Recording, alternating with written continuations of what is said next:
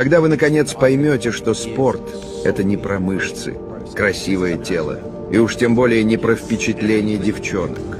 Спорт — это про борьбу с самим собой, про дисциплину и внутреннюю силу. Он заставляет вас ежедневно делать бесконечное количество повторений без немедленного результата. Но именно это формирует в вас стержень, который будет поддерживать вас в любой другой области жизни. Так что занимайтесь собой, развивайтесь, приучайте себя к спорту с малых лет, показывайте правильный пример подрастающему поколению.